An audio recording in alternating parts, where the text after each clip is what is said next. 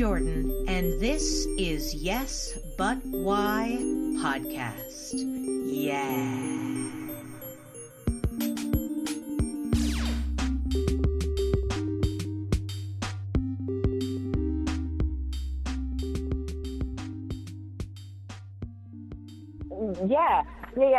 So it's a bunch of us who are around the same age. So we're like in our early to mid 40s, and we've come together and we've created. It's basically a variety show. So there's music, there's some improvised songs, there's sketch, there's and we're on our first show run at station. We actually have our last show this week, but it's going to be an ongoing thing, and but that's one of the groups that we've been playing with a lot, because it's a combination of things, and it's kind of an interesting format because we have a core group of three of us, but then the rest of the people can switch out at shows, and so we don't necessarily have a solid cast every single time. So, yeah. But it's fun. But yeah, and then all of the social media is just 80s kids comedy. But it's because we all grew up in the 80s, either, middle school, high school, it was all 80s. Funny. Interesting. Yeah, I guess I grew up in the 80s, but I always had this weird aversion to it. I didn't like all the, I don't know, Euro-ish music, I guess. I really wasn't into it. I was frightened of Boy George.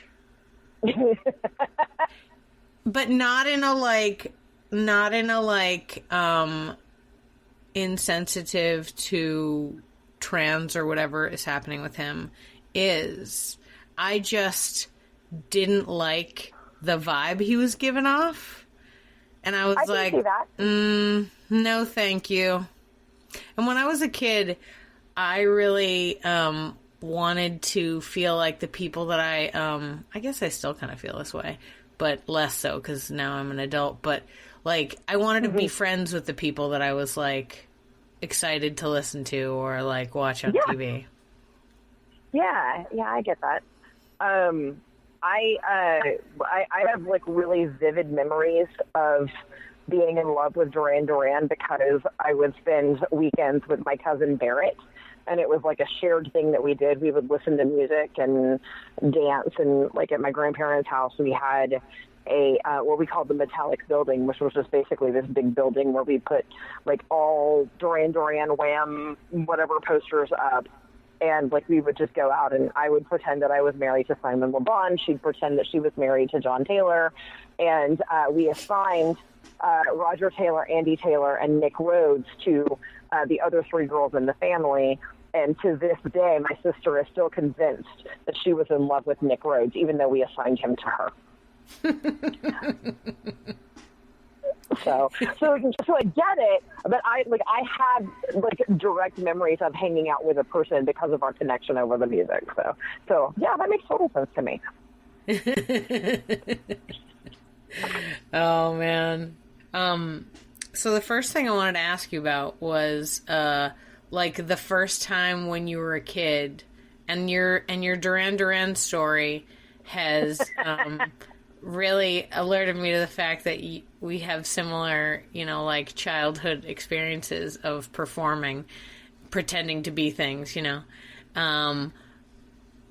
When did you know when you were a little kid that you wanted to perform?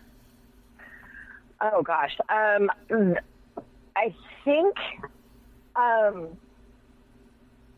am one of those people that I have a terrible time actually remembering things from growing up. But there are a couple of moments that I do remember. I remember nothing. Don't worry about it. Yeah. Okay. Good. That makes me feel a little better. Stories that I keep retelling because that's my childhood. Yeah. And realistically, let's be honest, we're all making it up. We're all faking stories. Every time we take a new storytelling workshop, we're just reforming the memories of our childhood in our head. Absolutely. I decided I had a good childhood early on, and that was it. I wasn't going to let my brain accept another way. Yeah. I like it. So I do remember at my grandmother's house there was a drawer, like a big drawer that was underneath the oven, and like she had all of these dress-up clothes for us. So it was like these like 1970s spaghetti strap dresses with these crazy like prints on them, and my cousin Barrett and I would.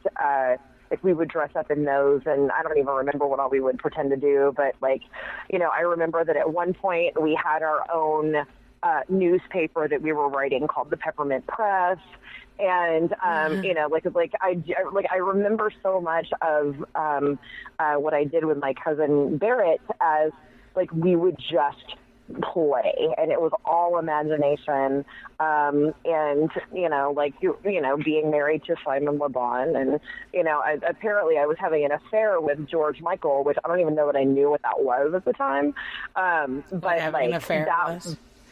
Yeah, I don't think I really knew what it was, other than the fact that I was just like, oh, this is the thing that people do, you know, and but yeah, like we were constantly like dressing up and pretending to be somebody else. Like we would, you know, I remember that we made up a story about Lisa Dolby being kidnapped because we're like, oh yeah, Dolby Sound, that's on our 8-track or on our cassette player, so that must mean that whoever Dolby has a daughter. Her name's Lisa. So anyway, yeah. So, but I just like I remember those in such specific detail, and I've always loved to sing.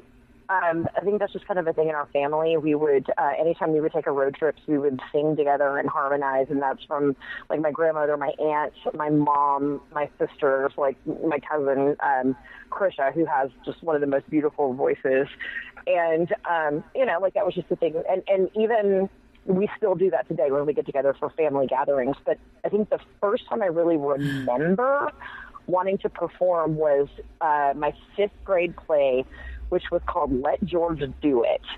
And it was about George Washington. Let George do it. Yep, Let George Do It.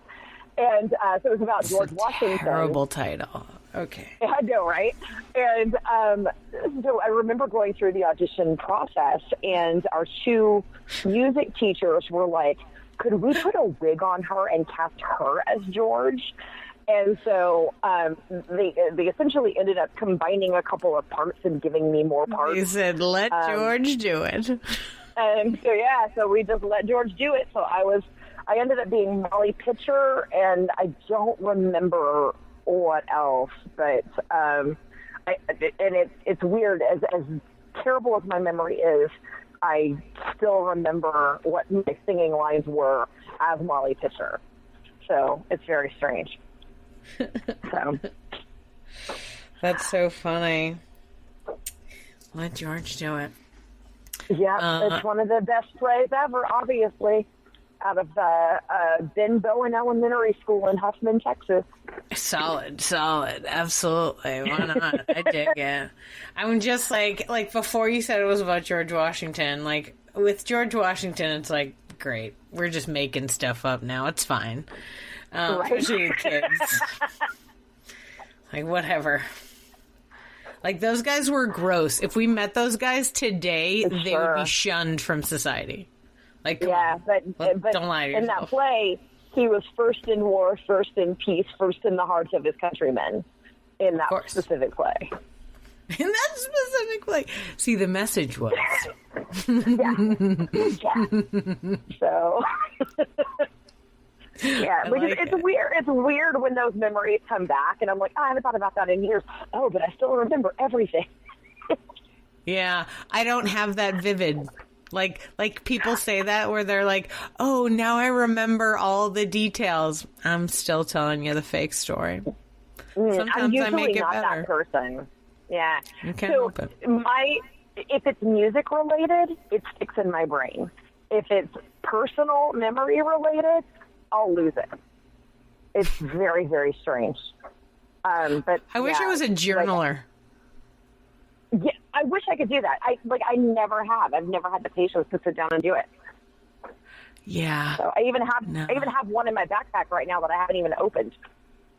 I mean, I use thousands and thousands of journals to write down comedy ideas and notes when I'm teaching, but I don't realistically ever need them again. Yeah. Nothing. I'm leaving nothing for my biographers, what I'm saying. When they come in and they go through the multiple boxes of my old journals that are filled with dumb jokes, Right. and they want to make the documentary. Yep. Yeah. It's not going to go But well. there's nothing about you here. It's just about other people who have been in your classes. Oh, that's so deep. That's like extra deep right there. Yeah, All right. a little, yeah. Tell me about the other music in your life. Like, did you do, like choir, or did you do any singing in an extracurricular way? Like, were you going to music camp or anything like that? No. See, that's the weird thing. Despite the fact that I absolutely loved it growing up, I didn't do anything with it. Like, whenever I got into middle school, I attempted to join the band. I tried to play alto sax for 2 years and failed miserably. And When I got into high school, I was in drill team for 3 years and then discovered that wasn't where I enjoyed things, so I jumped into the theater department. But I never focused on music other than just, singing with family. So I have, I wish I had music training, I so incredibly, massively respect people who do have that, and it just wasn't something that I ever did. Like, I, took gymnastics until 6th grade, and, that was about the extent of it. But, I probably about 9 years ago, I kind of, I think about whenever I moved back to Houston from Austin, I was like, okay, I need to shake up my life. I got to do something that scares me. So a friend of mine named Monica was like, well, hey, we go do karaoke over here. Why don't you come hang out with us? And, meanwhile, I'm terrified because I sing with the radio, I sing with sisters, I sing with family, but I've never, sung in front of anybody else besides that. And so go in there, and I remember just shaking the first time that I went up there. And I think that I did Stay by Sugarland. And yeah, I was like, way to jump out there with a really hard song, Jess. Good job. But it felt so good in that moment. I'm like, no, I know every word. I don't even need the lyrics. That I just, I have become addicted to karaoke. And so, typically speaking, we have a group of people that goes at least once, if not twice a week. And really? Yeah, we have our happy group of karaoke Americans. Wow. And so, yeah. So, cool. I have a list of probably close to 500 songs that are possible songs that I can do, and I've done about half of the songs on the list. So, yeah. And you mentioned earlier that are you doing the musical improv that's in that show you were talking about, or are you doing musical improv? Because musical improv is singing. Oh, it's the best. Well, first of all, kind of a nod back to you. I think Water Park was the first group that I ever saw do musical improv. Back in the day, right? I miss it. Y'all had the best harmonies. I really miss it. Because I think y'all came out to our festival, our first Trail Comedy Festival. Your harmonies were just so beautiful. And, that was kind of where I fell in love with it, and then just kind of started listening. But I've been, since I've been doing station theater full time, I've had kind of the flexibility of schedule to be able to drive into Austin to take the musical improv classes at Merlin Works. So I've been studying with Sarah Marie Curry and our group out there, which we refer to ourselves as Dippin' Dots and Tang Bang. We're the first, right? It's pretty fun. But we're the first group to make it into a 601. And with the exception of like one or two people, our group has stayed together from level 1 all the way through level 6. And it's been about a year and a half, maybe a little bit less, that I've been driving up there. So I just recently turned 95,000 miles on my car. Woohoo! Wow. But it's been worth it, because it's been, like, to go back and have the experience of being a student whenever I've been teaching for about 5 years, I feel like I'm a completely different student than I was the first time. I know. I'm looking forward to going back and being a student again. I'm in a transition period, like, because of the baby and because of all the drama. And, yeah. And so, but my thing is, as soon as and I'm not like just going to wait till the child goes to like school, because that's a long time. But that being said, a year and a half was super fast. So really, maybe it'll be 5 years, and I'll be like, wait, what? Where'd the time go? But my hope is I'm setting up a daycare thing so I can go take some classes. Like, awesome. I found a daycare where, I can only drop them off occasionally when I need help, and they have evening stuff. And it's like, okay, listen, I need evening because awesome. I need to take a class. Yeah. And my husband is away for work, but I am really looking forward to being a student again. It's such an interesting thing.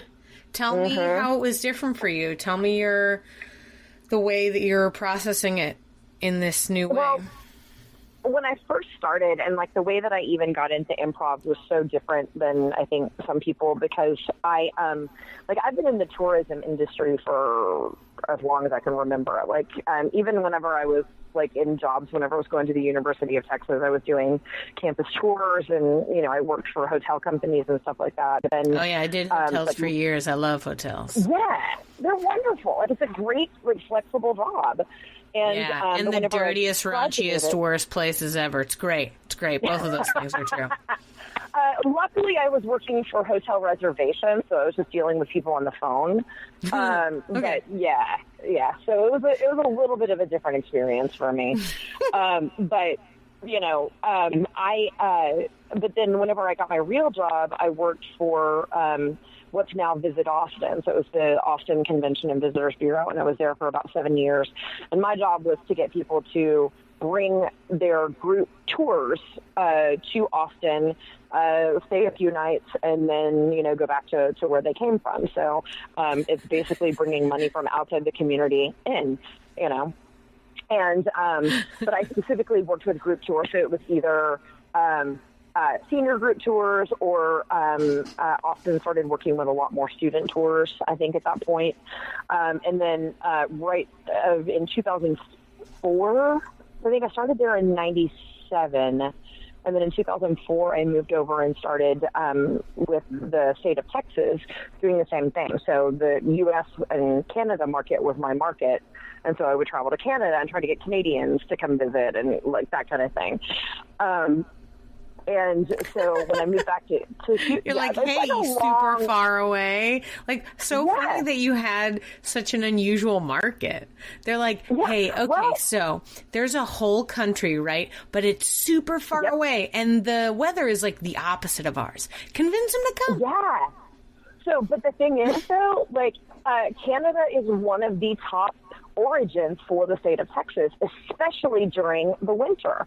There's a lot of winter Texans that come down from like the northern states and from Canada, and they'll come stay the winter. Go hang out in South Padre during the winter, and you will meet a ton of people from Canada. It's super interesting. But that is interesting. So Mexico is another major market for Texas because it was pretty easy for people to get over here. Of course, at the time. Hopefully things don't change. Hopefully it stays the same. And then the UK, Germany, and so we would have different representation in different markets trying to get people to come visit. And ultimately, it's all about generating sales tax and hotel tax revenue that funds the state of Texas or that funds the city, And so Yeah, like that's why you spend the money to do that. And for every, I'm going to throw some facts at you. For every dollar you spend in promotion, you get $7 in return in tourism. At least that's that's the most recent I've heard, and that's from several years ago, so it may be different. But yeah, like everyone would be paying a ton more in like property taxes if it weren't for tourism. So anyway, yeah, keep Austin weird for sure. Awesome. Yeah, I always think it's so funny when people complain about that stuff. I'm like, how did you get here? Someone told you it was cool. That's what happens, man. Like, yeah, well, I mean, for me, it was a boyfriend that told me he didn't think I could make it at UT, but it's okay. Man, well, there's always somebody challenging you to do something. You couldn't live in Texas, man. Yeah. Well, and that's what happened with getting me into improv is when I moved here, I was working for Landry's Restaurants for their national office, and I met Diana Delaney with Comedy Sports at a tourism event with the Houston Convention and Visitors Bureau. And, you know, I was like, yeah, I've done a little bit of improv in college, and it was a lot of fun. I was like, I've done the theater thing, but I don't really want to memorize scripts anymore. And she's like, you need to audition for Comedy Sports. And I'm like, oh, no, I'm scared. And, like, she was like, great, then you need to take classes at Comedy Sports. And so I did, went through that first, through level one. Right as we finished level one, my mom was diagnosed with colon cancer. And so with that particular class, I was like, hey, I'm going to step back. I'm going to help my mom. Y'all have a really fantastic class. So about, 2-3 months into mom's treatment, I was like, I miss this so much. I have to go back. And so in my brain, I was like, it seems like that connection is a big part of it. So I'm going to retake level one. Happened to meet 4 people there who are some of my favorite people in the entire world. And those 4 people decided that they wanted to take classes with what was then Rogue Improv. And so that's how I started in long form.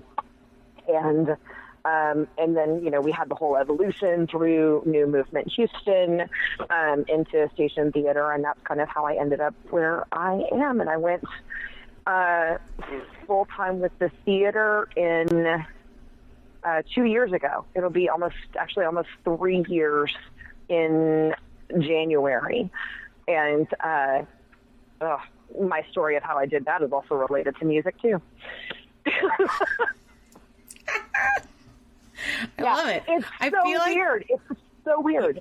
Yeah, I feel like there was another question inside the improv question, but now I can't remember what the question was. So tell me this cool new story. So, my audience is used to this. I've followed down every weird rabbit hole. I ask questions, nobody answers them. It's fine. Well, and that's why I was trying to get back to how I got into it in the first place, which was through Diana Delaney. So I was working, I started the Convention and Visitors Bureau in Sugar Land, which is a little suburb just outside of Houston. That's, one of the, I was there for, I think it's 5 years.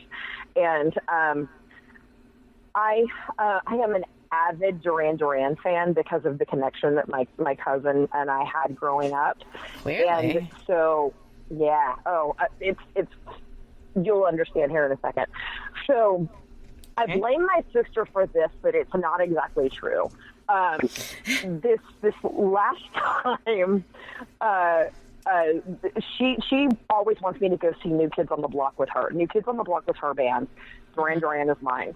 So the last time, which was about 2 years ago, that they came through town, she was like, hey, let's go. And I'm like, I can't. If I go see New Kids on the Block one more time, I will have seen them more times than I've seen Duran Duran, and that can't happen.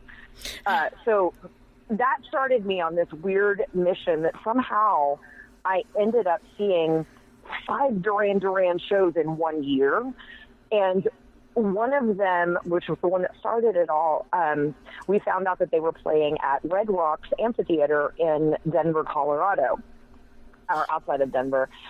And my friends Anna and Betty and my sister Mandy and I all went. And while we're there, like, it's just like this beautiful night, you know, like we're up on the 35th row that puts us right above the edge of the stage so we can see all of the lights of the city twinkling in the distance, and there's not a cloud in the sky, so you can see every single star that's out there. Like, my favorite band is on stage. I can see Simon Le Bon right in front of me. And then suddenly the song Reach Up for the Sunrise comes on. And it's not one that I've never hated it, but I've also never really paid attention to it. But I was kind of miserable in my job at the time, and for some reason this lyric just like floated out at me at this show. And the lyric was, only change will bring you out of the darkness. In this moment, everything is born again.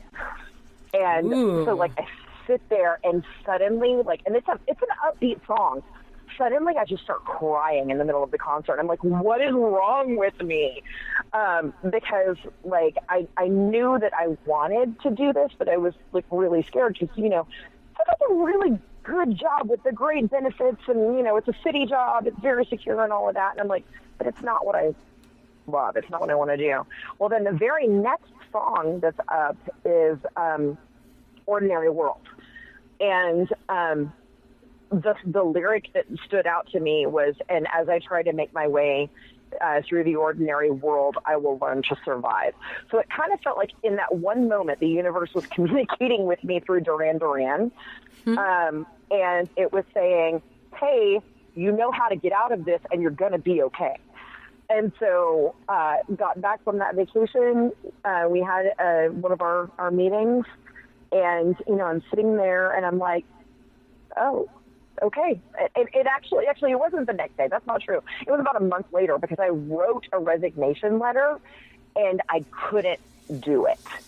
And then finally one day we're in this meeting and I'm like, I have to. And so like, I gave them like 3 months notice because, you know, the transition was just going to take a while, but yeah. Duran Duran is when I quit my job in Sugarland. So, well, certainly helped you see the light in that moment. Yeah, it's funny how we can see that kind of stuff. Yeah, well, I'm like, not to sound too like, oh my God, the universe, there. But like, I'm convinced that I notice things when they hit me through music. Sure. Because, and this has happened a couple of times related to my dad too, because, we had moved our mom and dad in with us last year, right before Hurricane Harvey. And our dad passed when he got sick with pneumonia on April 1st of this year. And I've had 2 different instances where I've either done something where a song that I associate with him came on and it felt like, hey, I'm watching you. I'm proud of you for doing that. Or like something where he was like, hey, yeah, I'm here. And so it's just like, it's very, very strange how that works. Yeah. You know, music is a great way of connecting. It's a really excellent way of unifying the idea of emotions, you know? Because not only do you have specific songs like with each other, but like there are songs that I really like because the tone of them evokes something to me, but the words, I don't know what that person's talking about. Like there's a few, I have a problem with Fleetwood Mac. And it's just, I don't know what it is. But some of the songs I love and some of the songs I just don't like at all. And usually the music is good. It's just like the words. Yeah. Like I'll be like, what's this? Why? Stop. Yeah. What is that? Yeah. Why? I don't know why. Yeah. I get it. But the music, you get it. You know, the music evokes what you want it to have, you know? And then it's that visceral remembrance when you hear a old song or something. You have a few of those, good and bad. Yeah. There are a couple of songs that I used to play so much in my first apartment in Austin. This was my first time living away from home or anything, and like the first time in my own place. But if I hear them, I can actually smell my first apartment. Smell is a strong thing too. If you ever have, like, honestly, I know this sounds crazy, but the next time you have like a big new thing, like it's like we're starting this thing and you want to milestone it, literally buy yourself, like, go to like Body Shop or whatever and get one of those like new things of perfume and just use it until it runs out. And then you don't have to buy it again. You don't have to. Occasionally you might, but you don't have to, because now forever and ever that smell will represent that time in your life. I've done that with certain things, like where there's like and sometimes I keep them and they're like, my husband's like, this is empty. And I'm like, no. That's my little memory. It's not. It's full of memories. I let you keep so much electronic shit. Yeah, well, I think that may be why, to this day, like, I still love Obsession for Men, because it, like, and it's, you know, it's a very dated scent. You know, it's not something that people still wear. But anytime it reminds me of Friends. I find, it reminds me of my first boyfriend, because that's what he used to wear. And so, like, I love it. Yeah, and but it's one of those things where it's such a powerful scent that, like, people have used it against me, and they'll be like, oh, I know what happens to you whenever you smell that. Here, let's put it on your cousin and see what happens. And I'm like, nope, that's not the same. Gross. Yeah. Why? So why do people always do that? They think they're clever. They're not nearly as clever as they think they are. Yeah, well, ain't that the truth? So interesting the way music is. So I realized what I had originally asked you, and it does pertain to what we're talking about with reference to music, which is you had said that you, since taking the classes at Merlin Works, you had a new experience as a new student. That the way that you took in being a student with this second time around was different. And I wanted to know if there was a way for you to articulate that. So the first time that I took classes, I was the oldest in the class by about 13 years. Everyone else was like 23 to 25. Actually, it's more like 10 years maybe. But I was starting in my, I think, mid-30s. And so I started it was one at 30. of those things where, And so, like, I was very unsure about where I stood. I wasn't sure how I fit in. I was really nervous about taking classes. And so, and it wasn't anything that anybody else did. Everybody in my class was amazing. It's just that I wasn't confident in what I was doing.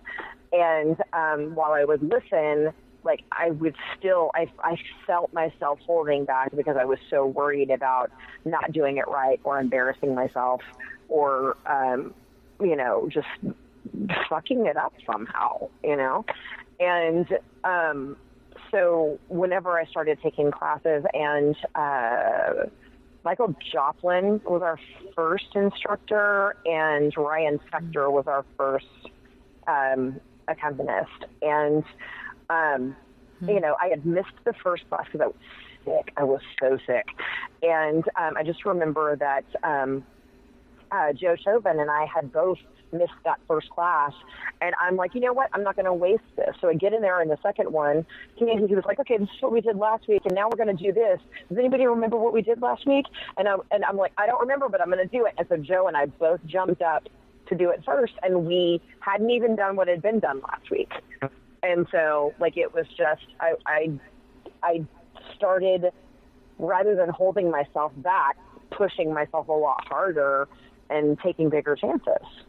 And, and it was just, it was really, really fun to allow that to happen or to be in that moment. And then, like, I also feel like it made me a different instructor because I started, I was like, hey, here are things that I'm dealing with right now, and you're probably feeling a lot of the same things, because these are, I teach most of our level 1 classes because I love that moment in a level 1 class where they go from I'm scared, I don't know what I'm doing, to, oh my God, this is really great, and I can actually allow myself to be in that moment. And you can see when that happens in someone's eyes.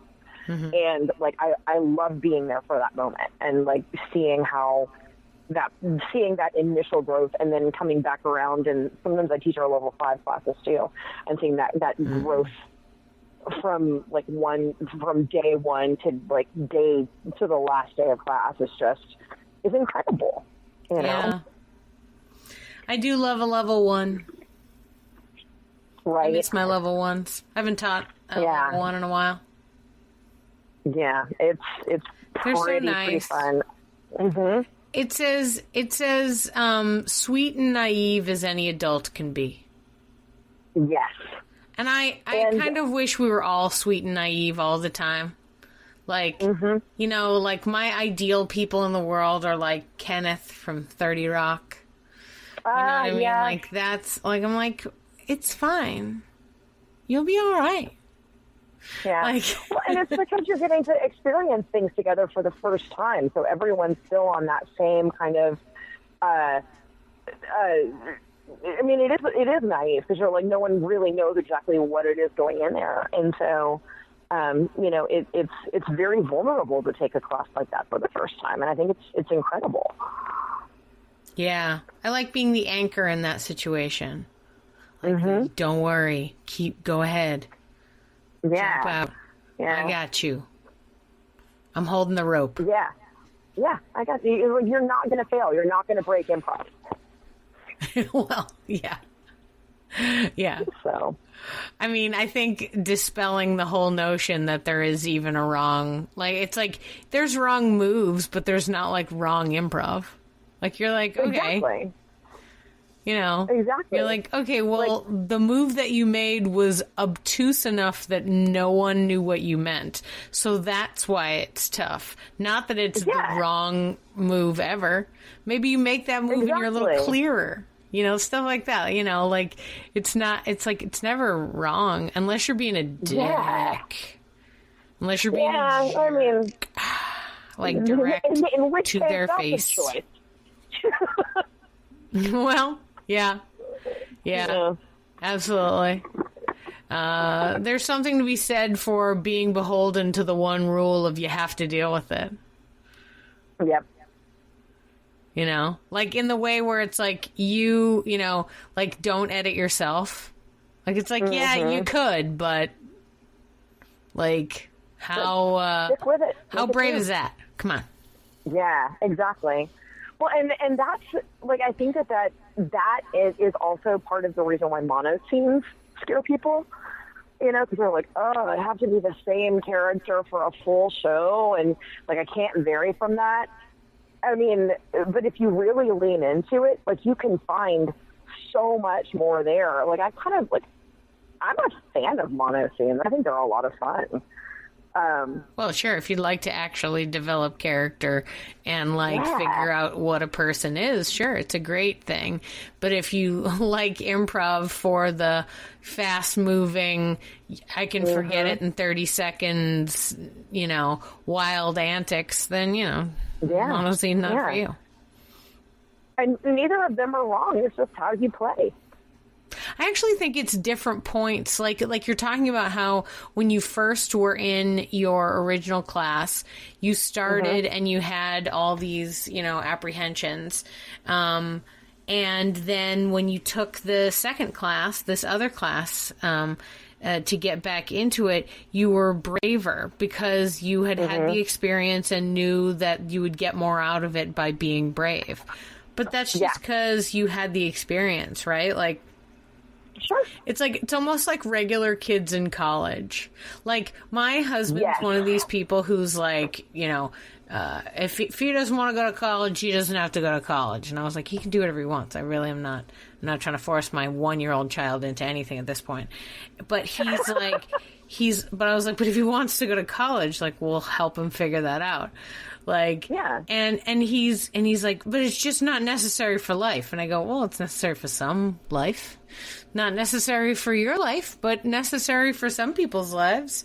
So also, I kind of consider it personally as like practice adulthood. Like, that's how I got to Texas. I came to college. I'm from Boston.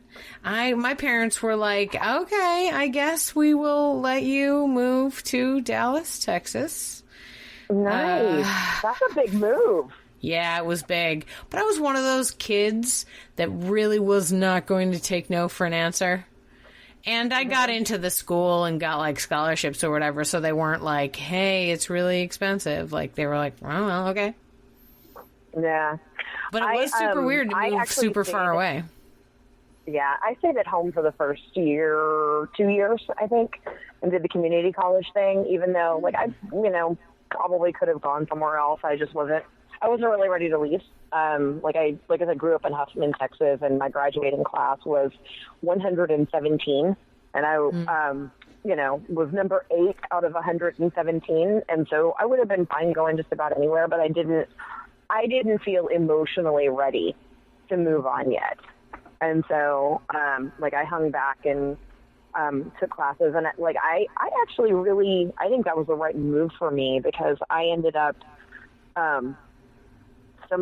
I started doing forensics at what was then North Harris County Community College, and it's now Lone Star College. And so I did like the prose and poetry interpretation, duet acting. That's where we did the improv kind of thing. And then I also ended up taking a class there called World Mythology that I feel like that changed my view on the entire world. And I went from having a small town mentality to realizing that we have a lot more connecting us than I think we realize. And if people would really just kind of step back and take a look at where everybody comes from, that we would have a lot fewer issues in the world. But yeah, like that world mythology class blew my mind, and that's the best part about college classes. Those are the kind of college classes you're looking for, man. These kids, we are all young. We're trying to figure out what we want to do in the world, and that's why, like, it's great if you want to get a job straight away, but like, maybe take a world mythology class, open your brain a little bit. Yeah. That sounds great. Yeah, and I remember, like, I remember a disagreement that I had with my grandfather, where he pulled me aside and he was like, "I'm really concerned that you don't go to church," and he was like, "I just don't want you to end up where you don't deserve to be," and he was like, "I really want you to do it," and I just kind of told him, I said, "It's really arrogant." I said, "I don't know what I believe yet. I believe that there is something out there that's greater than us." And I said, but I also think that it's very arrogant to think that any one religion / mythology is any more right than any other one in the world. And I'm like, I'm sorry that that's not what you believe. I'm like, but I have to do this for me. And that was hard. The other day, my this is totally connected, I promise. The other day, my husband's podcast had a guy from the Joseph Campbell Foundation on it, and they were chatting about philosophy and stuff. And previous to that, when he was doing research, we watched this like interview series with Joseph Campbell, and there's this conversation he's having where he's just like, the one with Bill Moyers. Yeah, he's like, I know exactly the one you're talking about. Yeah, all the religions, like, you'll notice how they're similar, and like people are just trying to make them real. They're metaphors. Like, check out the metaphor. There's plenty of metaphor there. Like, he didn't actually full body lift up into heaven. Like, that's not, it's a metaphor, guys. Like, and the guy, even in the response, like, because an interviewer should just be like, yeah, or whatever you want to say, share it with me. But the guy's like, what? Are you sure? It's like, what do you mean, are you sure? No, who's sure? Number one. But number two, like, we weren't there. Like, I don't know. Yeah. But just the interesting idea of how it's all connected and just stories. These are stories people told. Well, and he's got it, like, Joseph Campbell actually has a book called Comparative Mythology, if I'm remembering the right one. I may not be, where it kind of goes into how there are multiple cultures that have very similar creation stories. There are multiple cultures that have great flood stories. And if you are to kind of trace it back in a timeline, they all occurred around the same time. And so like it's absolutely, it's fascinating to me. And I've kind of dropped off on my interest in it, although I still avidly collect mythology books. I don't make the time to read them as much anymore. But yeah, like I especially love, Joseph Campbell because of his incorporation of some of what he considers the modern myths, like Star Wars. Right. And he's I was just about to say, yeah. And even if you look at here's my other nerd showing, even if you look at Buffy the Vampire Slayer, there are those similar type of myths, and like it's got this whole mythology surrounding the show, and that's why there are so many people that are so connected to it.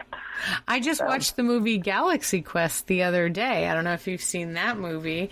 I haven't, no. Well, in that movie, I'm not spoiling anything. I tried to explain this to somebody the other day, and they were like, you just told me the whole movie. And I was like, I really didn't.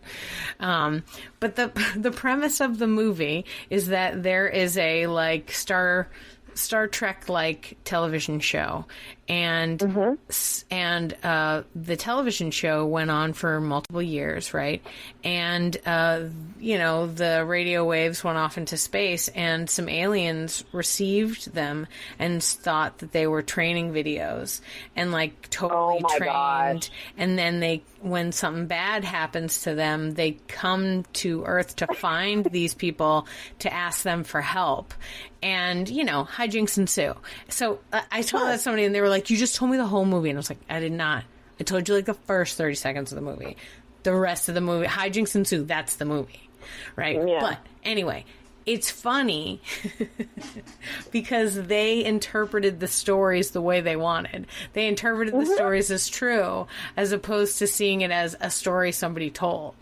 I actually really think it's important, and I think of this as like a modern day storyteller, that even though I'm not, like, I don't know, hip to all the different kinds of art, I don't listen to all different kinds of music. I don't watch every single thing. I haven't seen Hamilton. Sorry, everybody.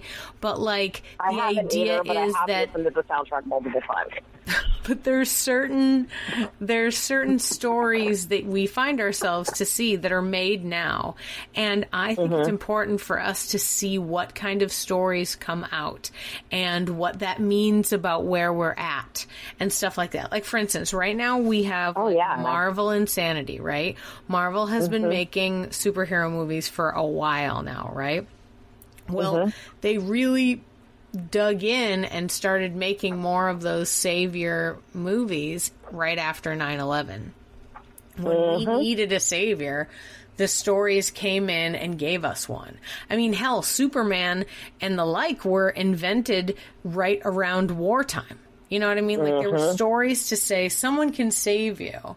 You know what I mean? And so whenever a new style comes out, or whenever I see, like, oh, there's 3 or 4 that are kind of like this, I'll try to keep an eye out, and, like, I'll be like, this is so fun because this time is being captured by this style of storytelling. Yeah. They're showing the way we're looking at the world through the way they're telling the stories in the moment.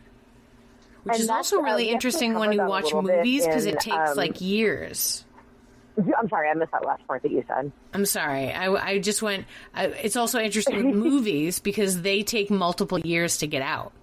So the story and how it connects to the world when it comes out, it's a fascinating thing that, like, doesn't... Like, the writer could not intend it.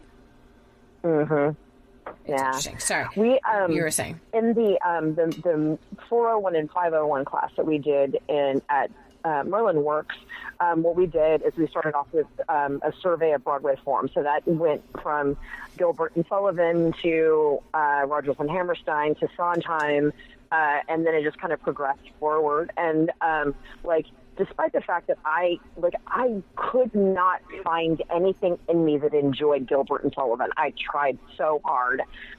You know, I went to friends who are fans, and I'm like, please give me something I might like, and I just didn't. It never related to me. But one of the things that was so incredibly interesting about that class is that, like, all of the styles of musicals at any given time reflect the culture of that time. And so, if you're looking at Hamilton right now, that reflects what is going on in our current culture. If you're looking at About Evan Hansen, or if you're looking at Dear Evan Hansen, sorry, I couldn't come up with the word, Fun Home, like, those are reflections of what is happening in our current society. And so it's fascinating when you go back and you look at stuff like that, and like, how does that translate? Now, of course, like, you'll have things like your Phantom of the Opera and Les Mis, but even still, you know, maybe there's something that's going on at that given time that, like, reflects the current culture. And you know, I'm regurgitating a lot of this stuff. I haven't gone back to research it or anything, but it was really fascinating, and that was one of my favorite parts of that class. Or that set of classes was the like, learning the styles of the specific forms of given times. It is interesting, though, the ones that you talk about that were, like, you know, famous when they're writing the stuff and, like, famous throughout, you know what I mean? That affects the way that a person writes their music, right? Because they're, like, comfortable, and what they have to communicate is not always what they have to communicate, maybe, but what their boss tells them to communicate, right? And the ones that are really, like the movies or the albums that go viral where it was unexpected, or nobody really was sure that was going to happen, and then boom, it really did. Like, it's that kind of stuff that is what you want to look out for when it comes to, like, seeing pop culture that is either affected or is affecting the world around it. It's super interesting. Like, I think there's a lot of new satire pieces coming out now. Like, there's a lot more when it comes to that. You know, satirical style stuff it's coming out in spades. So many S's. I didn't even mean it. Definitely. I didn't even mean it. Whoa. So as far as the experience that you've had doing the musical improv, and you are weaving that into shows at your theater, how has the rest of it been? Like, the business part of running a theater, what's that like? I mean, crazy. So different than I expected. Like, because, you know, I mean, we were running it while we were still working our full-time jobs. And so we're like, cool, this is just something that we're doing for fun. We don't have to make money doing it, you know, and, you know, but now, like, we're reaching the point where, you know, we want to give more opportunities to performers. We're going to have to probably look for a new space soon, because we're kind of outgrowing this, because our classes are really solid right now. But, like, just the day-to-day stuff that you just don't think about. Oh, well, yeah, someone has to remember to clean the toilet. Someone has to remember to pay the bills, to keep the lights on and keep things moving. And then just, like, the, you know, trying to get information out and getting people into shows, especially in I mean, we're pretty lucky that, you know, there are only a few improv theaters in Houston. But on the opposite side of that, improv is still a relatively kind of unknown entertainment in Houston. And so, like, we're trying to build an audience. And, you know, luckily, one of the things that we've done is we work really closely with our friends at Comedy Sports here in Houston. And, you know, like, we've done some things where we're like, hey, you know, we've got kind of this reciprocal agreement where our students get in half price to their shows and vice versa. We both know each other's curriculum enough to where we're like, hey, if you make it through level 4 of station, then you can start at level 2 of comedy sports, or vice versa, because that's the improv basics in that level 1. So those are similar. It's just the execution varies as you get into the higher levels. And so, we like to work very closely with them. And, they've been great partners. Like they'll, whenever we host the college improv tournament, they'll come in and help us with that. Or, we actually now, because they're right now, they're the ones that are doing any musical shows. One of the things we've been talking about are the directors from each theater, like doing a short run of shows where it's a musical with, the combination of the 4 of us. And then what was the other thing I was going to say? Also that, side note, I've been coaching a team at Station, and we are actually going to have our first musical troupe that starts in November. It'll be our Space Cat Labs, which is our every 2 months we rotate out the headliner for our Thursday show, and it's a brand new or a different form. We do different types of forms in a brand new cast every 2 months, but this particular cast we've been rehearsing since, I can't remember if it's June or July, but we've been rehearsing a musical. And so they have the run of shows in November and December. And so we're really excited. Improvised musical or written musical? Yeah.